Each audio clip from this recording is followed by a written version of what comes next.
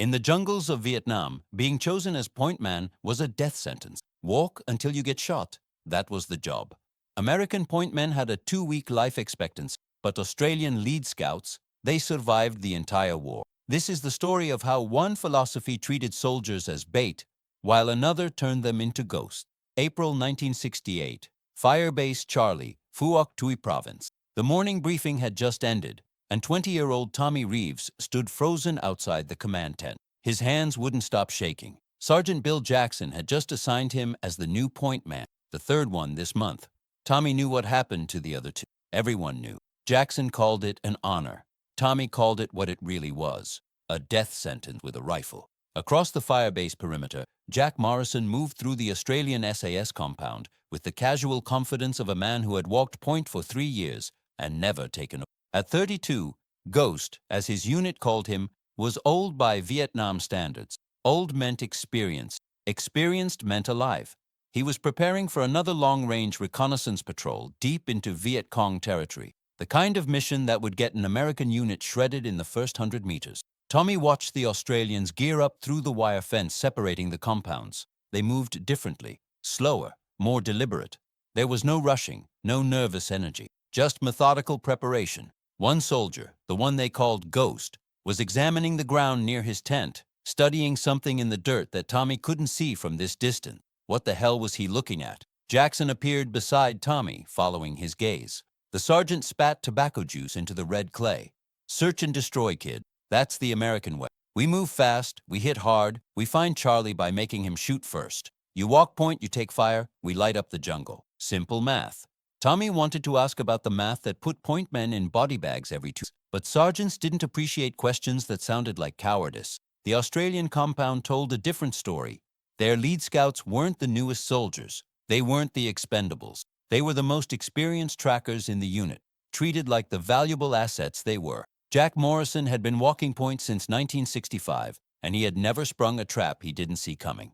The secret wasn't luck. It was a completely different philosophy of what the point position actually meant. That afternoon, Tommy's platoon headed out on a standard patrol. Search and destroy. Cover ground. Find the enemy. Call in artillery. Tommy took his position at the front of the column, 20 meters ahead of Jackson and the main element. The jungle pressed in from all sides, a green wall of vegetation that could hide an entire battalion. His job was simple. Walk until something happened. Walk until the jungle exploded. Walk until a bullet found him and revealed where Charlie was hiding. Every step felt like triggering a landmine in slow motion. The other guys in the platoon stayed far enough back that when the ambush came, they'd have time to react. Tommy would have time to die. He tried to remember his training, tried to watch for signs of the enemy, but Jackson kept pushing the pace over the radio. Move faster, cover more ground, find Charlie. The doctrine didn't care about seeing it cared about making contact, any contact, even if that contact was measured in American blood. 3 clicks from the firebase, Tommy's boot came down on something that wasn't quite right. The ground felt different. His instincts screamed at him to stop, but forward momentum and fear kept. Nothing happened. False alarm. His heart hammered against his... This was the psychological warfare of the point position. Every step might be your last. Every shadow might hide a rifle barrel. Every sound might be the last thing you hear. Meanwhile, 5 kilometers to the east, Jack Morrison moved through the same jungle like he was reading a book written in leaves and shadows. His patrol had been out for 6 hours and covered less than 2 kilometers. To an American commander, that would seem like failure. To the SAS, it was exactly right. Speed got you killed. Observation kept you breathing. Jack held up a closed fist, and the 4 men behind him froze instant. No radio chatter, no movement, just 5 statues in the jungle. Jack crouched down, studying a patch of disturbed ground. The leaves here were wrong. 3 of them had been flipped over, showing their lighter undersides. The moisture pattern on the soil indicated someone had stepped here within the last 2 hours. The grass was bent at an angle that suggested movement from west to east. Someone had walked through here, and they hadn't been careful enough. He signaled to his patrol. Enemy tracks, fresh. The SAS team shifted into hunting mode, but not the American version. They didn't charge forward to make contact. They moved slower. Every step calculated, every sense tuned to maximum. Jack's eyes swept the ground 2 meters ahead, then the vegetation at chest height, then the canopy above. He was looking for the story the jungle was. Where had these soldiers? Where were they going? Were they careless? Or was this misdirection? 50 meters ahead, a branch had been broken at an unnatural angle, not snapped by weather or animals, cut partially through by a machete and bent aside. Jack could see the lighter wood, the interior cut, which meant this had happened recently, within the last day. He moved toward it with excruciating slowness, his rifle ready but not raised. Raising the weapon would make noise, would create movement, would announce his presence. The broken branch was deliberate, a trail marker for Viet Cong forces moving through the area. Jack's trained eye could now see the pattern. 3 more bent branches in a line, creating an invisible highway through the jungle that only someone looking for it would notice. This wasn't a random patrol route. This was a supply line, and supply lines led somewhere important. He signaled his team to halt again. They needed to follow this trail, but following it meant entering the enemy's backyard. One wrong move, one careless step, and they'd walk into a prepared ambush. This was where the Australian method separated survivors from statistics. Jack didn't see his job as walking until he got shot. He saw it as reading the enemy's intentions before the enemy knew he was there. The trail led deeper into thick vegetation. Jack noticed something else: insects. The normal buzz of jungle insects was present here, which meant no large groups had moved through recently. If a Viet Cong company had walked this path in the last hour, the insects would still be disturbed, silent, scattered. But the bugs were active, which meant the trail was currently empty. Probably. Jack had learned never to bet his life on probably. He moved forward another 10 meters and caught a scent. Nuoc Mam, the fermented fish sauce that was a staple of Vietnamese diet. Americans smelled like cigarettes and bug spray. Vietnamese soldiers smelled like Nuoc Mam and the specific gun oil they used for their AK-47s. Jack could smell both, faint but present. Someone had eaten near here within the last few hours. The SAS patrol moved like liquid shadow, each man placing his feet exactly where Jack had stepped, avoiding any new disturbance of the ground. They were hunting now, and in a hunt, the predator that announces itself goes hungry. Or in this case, goes home in a body bag. Back at Firebase Charlie, Tommy's platoon had made it back without contact. Jackson was furious. 6 hours in the jungle and they hadn't found anything. No enemy, no engagement, no body count to report. The sergeant seemed personally offended that the Viet Cong hadn't ambushed. Tommy was just grateful to be alive. He had survived his first day as point man, which statistically put him ahead of the... That night, Tommy couldn't sleep. The hooch was stifling, humid air pressing down like a wet blanket. He walked to the perimeter and found himself near the Australian compound again. Through the wire, he could see soldiers sitting around a small fire, talking quietly. One of them was the lead scout, Ghost. Tommy watched him for a moment, then made a decision that might save his life. He approached the wire. One of the Australians noticed him, nudged Ghost. Jack Morrison looked up, assessed the nervous young American in a single glance, and walked over. "You're the new point man." Tommy nodded. "How'd you know?" Ghost smiled, but it wasn't unkind. "You've got the look. Same look every point man gets after their first patrol. Like you're trying to figure out how you're still alive." Tommy found himself talking, the words spilling out faster than he intended. "They just put me up front and told me to walk. That's it. Walk until something happens. Until Charlie shoots me, and then everyone knows where he is. That's the whole plan. I'm bait. I'm just bait with a rifle." Ghost was quiet for a moment, studying the young soldier. Then he said something Tommy would never forget. "In the American Army, the point man is the first one to die. In the Australian SAS, the lead scout is the last one to die, because he's the one who sees death coming before it arrives. Your people use you as a tripwire. We use our lead scouts as the trip avoider."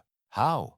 Tommy asked. "How do you avoid what you can't see?" Ghost's answer was simple. "You learn to see what's invisible. Come here tomorrow before dawn. I'll show you what..." But you can't tell your sergeant. American officers don't like it when their doctrine gets questioned, even when their doctrine gets soldiers. The next morning, Tommy met Ghost outside the Australian compound. For 2 hours before sunrise, Jack Morrison gave Tommy a crash course in visual tracking. It wasn't formal. It wasn't authorized. It was one soldier trying to keep another soldier alive. Ghost showed him how to read disturbed vegetation, how to spot the difference between a branch broken by wind and one cut by a human, how to watch for the way sunlight reflects differently off disturbed soil, how to move slowly enough that your eyes can actually process what they're seeing.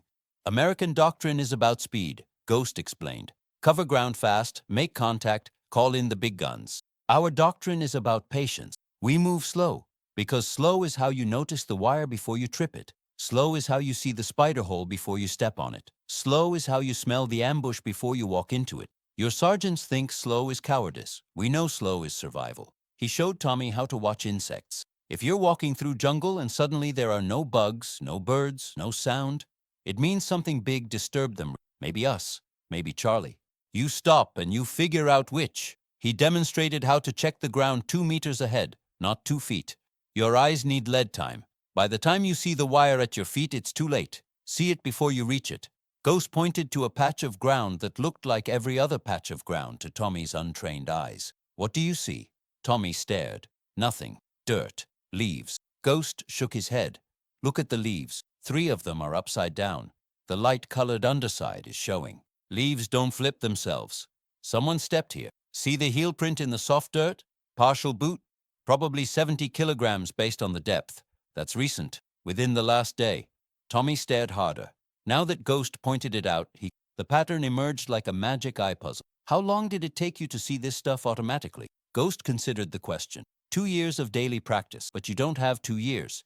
You have maybe 2 weeks if the statistics hold. So you cheat. You move slower than your sergeant wants. You stop every time something feels wrong. Trust your instincts. Your brain sees patterns before your conscious mind does. If something feels off, it probably is. Over the next week, Tommy applied everything Ghost had taught him. He slowed down his pace, ignoring Jackson's complaints over the radio. He started seeing the patterns. A bent branch here, disturbed ground there. The faint smell of cooking fires carried on the wind. He wasn't good at it yet, not like Ghost, but he was learning. And more importantly, he was still alive. Jackson noticed the change and didn't like it. You're moving like a goddamn turtle out there. What the hell is wrong with you? Tommy wanted to say he was trying not to die, but instead he mumbled something about being careful. Careful gets people killed, Jackson snapped. Hesitation gets people. You find Charlie by making him shoot first? That's the job. Now move faster or I'll find a point man who will. The fundamental disconnect was doctrine. American forces in Vietnam operated on search and destroy principle. The goal was to find the enemy, fix them in place, and destroy them with superior firepower. Speed was essential. Cover ground, make contact, call in artillery or air support. The point man was a tactical sensor, designed to trigger the ambush so the rest of the unit could respond.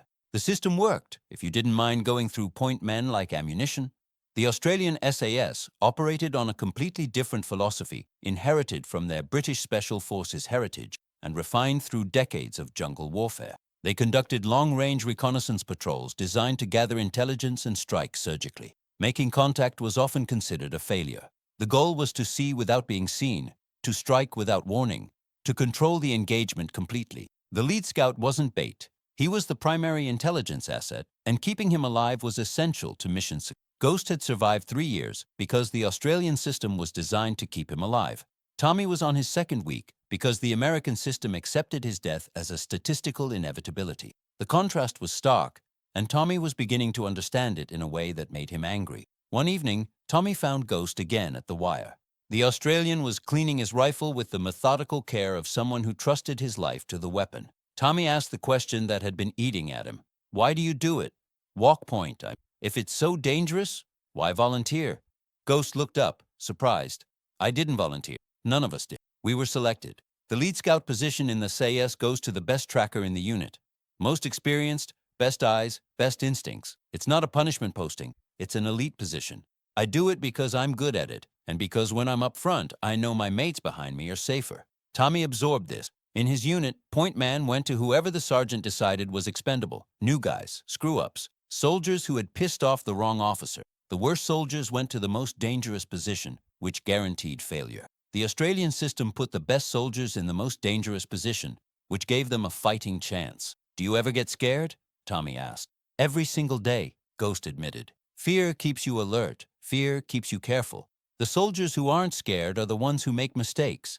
I'm scared of tripwires, scared of punji pits, scared of ambushes, but I'm more scared of being careless. Carelessness kills you faster than the enemy. 2 weeks into Tommy's tenure as point man, his platoon received orders for a major operation. Combined American and Australian forces would sweep a known Viet Cong stronghold area. Multiple platoons. Big show. Jackson was excited. Finally, some real action. Tommy felt sick to his stomach. Large operations meant large casualty counts. The operation briefing included Australian SAS elements. Ghost's unit would be operating on the left flank, conducting reconnaissance ahead of the main American advance. Tommy's platoon would push straight up the middle, classic hammer and anvil. The Americans would be the hammer, loud and aggressive. The Australians would be the anvil, quiet and precise. The night before the operation, Ghost pulled Tommy aside one last time. Tomorrow is going to be chaos. Your sergeant is going to push you hard and fast. He wants contact. He wants a fight. But you need to remember everything I taught you. Slow down when you can. Trust your eyes. And if something feels wrong, stop. Don't care what Jackson says over the radio. Stop. Better to catch hell from your sergeant than catch a bullet from Charlie. Tommy nodded, trying to absorb the advice and suppress the fear. What if I mess up? What if I miss something? Ghost gripped his shoulder. You're going to miss things. Everyone does. The jungle hides too much. But missing one thing and staying alert is better than seeing nothing and walking blind. You've learned more in 2 weeks than most point men learn in their entire short career. Trust what you know. The operation launched at dawn. Tommy's platoon moved out with aggressive speed, pushing deep into contested territory. Jackson wanted to be the first unit to make contact, the first to call in fire support, the first to claim a body count. Tommy was at the front, 25 meters ahead of the main element, sweating through his uniform despite the morning cool. The jungle here was denser, older growth that blocked out much of the sunlight. Perfect ambush. Tommy forced himself to slow down, to really look at what he was seeing. The ground ahead showed signs of recent travel, lots of it.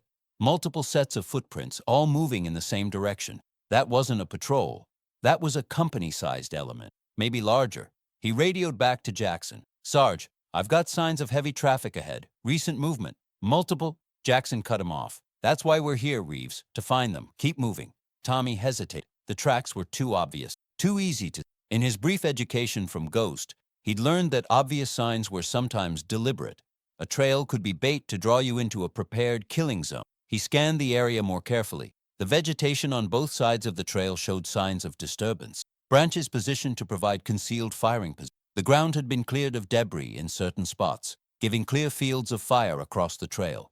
And there, almost invisible, a thin wire stretched across the path at ankle height. Tommy froze. His heart stopped. The wire was new, recent, still had tension. This was a kill zone, a carefully prepared ambush site, and he was standing at the entrance. He keyed the radio, keeping his voice low and steady despite the adrenaline. Sarge, we have a problem. This is a kill zone. Wire across the trail, prepared firing positions, the whole thing. We need to stop. Jackson's response was immediate and angry. Reeves, are you refusing to advance? Get your ass moving or I'll have you up on charges. There's no ambush. You're seeing ghosts. Move now. Tommy stood at the most important crossroads of his life. Follow orders and walk into almost certain death, triggering an ambush that would shred the platoon, or refuse a direct order in combat and face court-martial. He chose life. Negative, Sergeant. I am not advancing. This is a textbook ambush site. We need to pull back and call in artillery on this position. The radio exploded with Jackson's rage, but Tommy ignored it. He was slowly backing away from the wire, keeping his eyes on the surrounding jungle. He could feel the presence of hidden enemies, watching, waiting for the Americans to walk into the trap. His refusal had probably saved his life, and maybe the whole platoon. 300 meters to the left, Ghost's SAS patrol had been observing the same area from a different angle. Jack had spotted the ambush 30 minutes earlier, recognized it for what it was, and radioed his commander. The Australian captain had tried to contact the American command to warn them, but in the chaos of the large operation, the message had been delayed, lost in radio traffic and chain of command bureaucracy. Ghost watched through binoculars as the young American point man stopped at the edge of the kill zone. He saw Tommy spot the wire, saw him freeze, saw him call it in, saw him refuse to advance despite what must have been tremendous pressure from his sergeant. The kid had learned. Against all odds, against doctrine, against his own command structure, Tommy Reeves had learned to see the jungle the way a lead scout sees. The Viet Cong ambush, realizing they had been spotted, opened fire. Tommy hit the ground as rounds snapped over his head, but he was far enough back that the initial volley missed. The rest of the platoon, still 25 meters behind, had time to take cover. Jackson started screaming orders, calling in artillery corps. Within minutes, American firepower turned the ambush site into a lunar landscape. Ghost's patrol used the distraction to maneuver around the enemy position. While the Viet Cong were focused on the American platoon to their front, the SAS hit them from the flank. It was over in seconds. Precise shots from concealed positions. No wasted ammunition. No unnecessary exposure. When the smoke cleared, the enemy force had been eliminated with 0 Australian casualties and only 2 Americans with minor wounds. Tommy wasn't one of them. After the battle, Jackson found Tommy in the chaos. The sergeant's face was red with anger and something else. Maybe embarrassment, maybe grudging respect. "You disobeyed a direct order, Reeves." Tommy met his eyes. "Yes, Sergeant, I did. And if I hadn't, you'd be writing letters to 20 mothers tonight instead of celebrating a victory." Jackson stared at him for a long moment. "Where'd you learn to spot ambushes like that?" Tommy didn't hesitate. "An Australian lead scout taught me. Taught me how to stay alive by seeing what's actually there instead of just walking. The American way is getting point men killed, Sarge. Maybe it's time we learned from people who actually survived this job." The sergeant didn't respond, just walked away. But something had shifted. Word of Tommy's refusal and the subsequent victory spread through the American units. Other point men started asking questions. How did Reeves spot the ambush? What did he see? The Australian compound started getting more visitors, young American soldiers desperate to learn anything that might keep them alive. Ghost continued teaching, informal sessions in the early morning or late evening. He showed them visual tracking, scent recognition, the art of moving slowly enough to actually observe. The Australian method began spreading through the American ranks, not through official channels, but through the underground network of soldiers who cared more about survival than doctrine. Captain David Hughes, Ghost's commanding officer, noticed the trend. He called Jack into his office. "I hear you've been running an unauthorized training program for American point men." Ghost nodded. "Yes, sir." Hughes leaned back in his chair. "The Americans have complained. They say you're undermining their doctrine, teaching their men to disobey orders. What do you say to that?" "I say their doctrine is killing soldiers unnecessarily, sir. I'm teaching them how to stay alive. If that undermines doctrine, maybe the doctrine is wrong." Hughes smiled slightly. "That's what I told their colonel. Keep teaching. Officially, I know nothing about it. Unofficially, you're probably saving more American lives than half their officers combined." The contrast between systems became increasingly obvious as the war. American point men trained by Ghost had dramatically higher survival rates. Some made it through their entire unheard of under standard doctrine. Tommy Reeves became something of a legend, the point man who refused to die, who walked point for 8 months and never took. The secret was simple, profound. The Australian method respected the soldier in the most dangerous position, gave him the training, the authority, and the time to do the job properly. The lead scout wasn't disposable, it was essential, and treating him as essential created a system that kept him alive. Ghost continued walking point for the SAS until 1971, completing 4 tours in Vietnam. He never tripped a wire, never walked into an ambush he didn't see coming, never lost a man from his patrol to careless mistakes. When he finally rotated home, he had spent more time on point in hostile jungle than any other soldier in the Australian forces. His survival wasn't luck. It was skill, refined through a system that valued that skill. Tommy Reeves made it home too. Against all statistical probability, against a doctrine designed to expend point men as tactical assets, he survived. He carried Ghost's lessons with him, and years later, when he trained new soldiers, he taught them the Australian way. Move slow. Observe everything. Trust your instinct. Treat the point position as a skill, not a death sentence. The American military eventually learned some of these, though it took time. Later conflicts saw changes in doctrine, better training for point elements, greater respect for the soldiers in the most dangerous. But in Vietnam, the contrast was stark. One system created disposable sensors, the other created professional hunters. The difference wasn't weapons or equipment. Both forces carried similar rifles, wore similar boots, walked the same jungles. The difference was philosophy. The Americans asked, "How do we find the enemy?" The Australians asked, "How do we see the enemy without being seen?" The Americans treated the point position as a necessary sacrifice. The Australians treated it as a specialized skill requiring their best soldiers. Statistics tell the story. American point men in Vietnam had an average life expectancy of 2 to 4 weeks. Australian lead scouts often survived multiple tours. Some walked point for years. The mortality rate for American point elements was catastrophically high. For Australian lead scouts, it was surprisingly low. The jungle was the same. The enemy was the same. The tactics made all the difference. Ghost and Tommy never served together officially. They came from different armies, different doctrines, different wars. But in the brief intersection of their paths, one soldier taught another how to survive a war that was designed to kill him. The lessons passed from Ghost to Tommy spread further, to other point men, other patrols, other desperate young soldiers walking at the front of columns through hostile jungle. Years after the war, Tommy tracked down Ghost in Australia. They met in a quiet pub in Sydney, two veterans who had survived what statistics said should have killed them. They didn't talk much about the war, didn't need to, but Tommy said what needed to be said. "You saved my life. You saved a lot of lives." Ghost shook his head. "I just showed you what we already knew.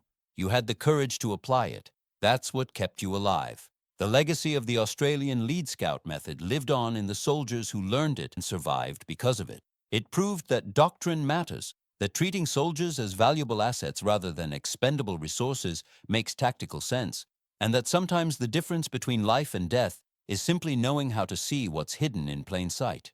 The American point man walked until he triggered the ambush. The Australian lead scout hunted until he found the enemy first. Both systems were designed to locate threats. Only one was designed to bring the scout home alive. In a war of attrition where body counts measured success, the Australians proved that keeping your best soldiers alive was its own form of victory. If you found this story powerful, subscribe to our channel for more untold stories from history's forgotten battles. Hit that like button and leave a comment with your thoughts. What other tactical innovations from military history should we cover next? Your engagement helps us bring these incredible stories to light.